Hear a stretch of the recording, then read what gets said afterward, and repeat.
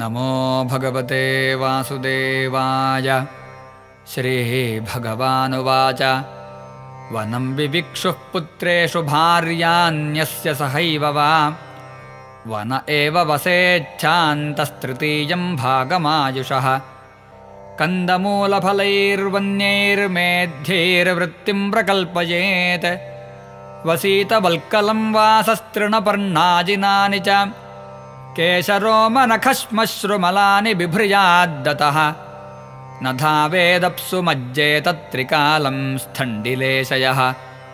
ग्रीष्मे तप्येत पञ्चाग्नेन् वर्षास्वासारषाड्जले आकण्ठमग्नः शिशिरे एवं वृत्तस्तपश्चरेत् अग्निपक्वं समश्नीयात् कालपक्वमथापि वा उलूखलाश्मकुट्टो वा दन्तोलूखलजेव वा स्वयं सञ्चिनुयात् सर्वमात्मनो वृत्तिकारणं देशकालबलाभिज्ञो नादधीतान्यदाहृतम् वह्निश्चरुपुरोडाशैर्निर्वपेत्कालचोदितान् न तु श्रौतेन पशुना माञ्जजेत वनाश्रमे अग्निहोत्रं च दर्शश्च पूर्णमासश्च पूर्ववत् चातुर्मास्यानि च मुनेराम्नातानि च नैगमैः एवञ्चेर्ण्येन तपसा मुनिर्धमनि सन्ततः मान्तपोमयमाराध्य ऋषिलोकादुपैति माम् यस्त्वेतत्कृच्छ्रतश्चीर्णं तपो निःश्रेयसं महत् कामायाल्पीयसे युञ्ज्याद्बालिशः कोपरस्ततः यदा सो नियमे कल्पो जरया जातवेपथुः आत्मन्यग्नेन् समारोप्य मच्चित्तोऽग्निं समाविशेत् यदा कर्मविपाकेषु लोकेषु निरयात्मसु विरागो जायते सम्यङ्न्यस्ताग्निः प्रव्रजेत्ततः इष्ट्वा यथोपदेशं मां दत्त्वा सर्वस्वमृत्विजे अग्नीन् स्वप्राण आवेश्य निरपेक्षः परिव्रजेत् विप्रस्य वै सन्न्यसतो देवादारादिरूपिणः विघ्नान् कुर्वन्त्यजं ह्यस्मानाक्रम्य समियात्परम् बिभ्र्याच्चेन्मुनिर्वासः कौपीनाच्छादनं परम् त्यक्तन्न दण्डपात्राभ्यामन्यत्किञ्चिदनापदी दृष्टिपूतं न्यसेत्पादं वस्त्रपूतं पिबेज्जलं सत्यपूतां वदेद्वाचं मनःपूतं समाचरेत् मौनानीहानिलायामा दण्डा वाग्देहचेतसां न ह्येते यस्य सन्त्यङ्गवेणुभिर्न भवेद्यतिः भिक्षाञ्चतुर्षु वर्णेषु विगर्ह्यान् वर्जयंश्चरेत् सप्तागारान् संक्लृप्तां स्तुष्येल्लब्धेन तावता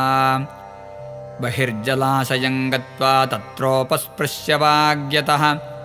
विभज्य पावितं शेषं भुञ्जीताशेषमाहृतम् एकश्चरेन्महीमेतां निस्सङ्गः संयतेन्द्रियः आत्मक्रीड आत्मरत आत्मवान् समदर्शनः विविक्तक्षेमशरणो मद्भावविमलाशयः आत्मानं चिन्तयेदेकमभेदेन मया मुनिः अन्वीक्षेतात्मनो बन्धं मोक्षं च ज्ञाननिष्ठया बन्ध इन्द्रियविक्षेपो मोक्षयेषां च संयमः तस्मान्नियम्य षड्वर्गं मद्भावेन चरेन्मुनिः विरक्तः क्षुल्लकामेभ्यो लब्ध्वात्मनि सुखं महत् पुरग्रामव्रजान् सार्थान् भिक्षार्थं प्रविशंश्चरेत् पुण्यदेशसरिच्छैलवनाश्रमपतें महीं वानप्रस्थाश्रमपदेष्वभीक्ष्णं भैक्ष्यमाचरेत् संसिध्यत्याश्वसम्मोहः शुद्धसत्त्वः शिलान्धसा नैतद्वस्तुतया पश्येद्दृश्यमानं विनश्यति असक्तचित्तो विरमेदिहामुत्र चिकीर्षितात् यदेतदात्मनि जगन्मनोवाक्प्राणसंहतं सर्वं मायेति तर्केण स्वस्थस्त्यक्त्वा न तत्स्मरेत् ज्ञाननिष्ठो विरक्तो वा मद्भक्तो वा नपेक्षकः सलिङ्गानाश्रमांस्त्यक्त्वा चरेदविधिगोचरः बुधो बालकवत्क्रीडेत् कुशलो जडवच्चरेत् वदेदुन्मत्तवद्विद्वान् गोचर्यान्नैकमश्चरेत् वेदवादरतो न स्यान्नपाखण्डेन हैतुकः शुष्कवादविवादेन कञ्चित् पक्षं समाश्रयेत् नोद्विजेत जनाद्धीरो जनञ्चोद्वेजयेन्न तु अतिवादां स्थितिक्षेत नावमन्येत कञ्चन देहमुद्दिश्य पशुवद्वैरं कुर्यान्न केनचित् एक एव परो ह्यात्मा भूतेष्वात्मन्यवस्थितः यथेन्दुरुदपात्रेषु भूतान्येकात्मकानि च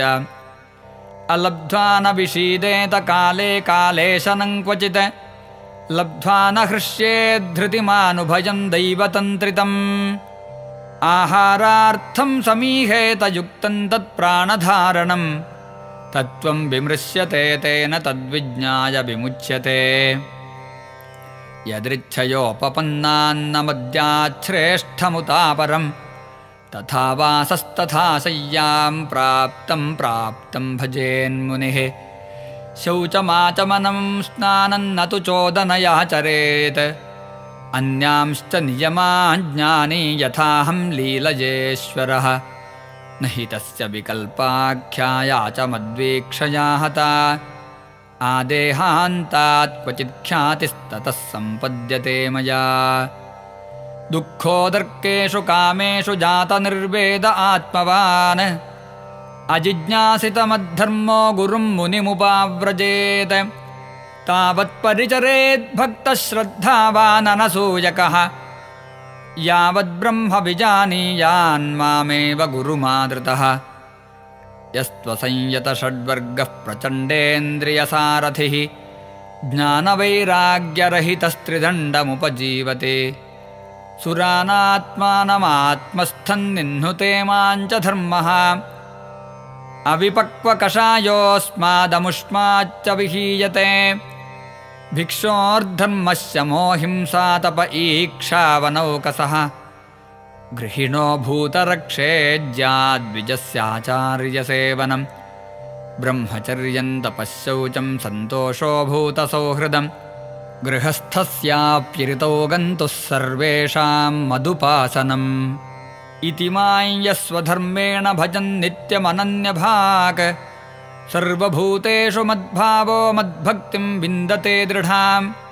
भक्त्योद्धवानपायिन्यः सर्वलोकमहेश्वरं सर्वोत्पत्त्यप्ययं ब्रह्मकारणं मोपयाति सः इति स्वधर्मनिर्निक्तसत्त्वो निर्ज्ञातमद्गतिः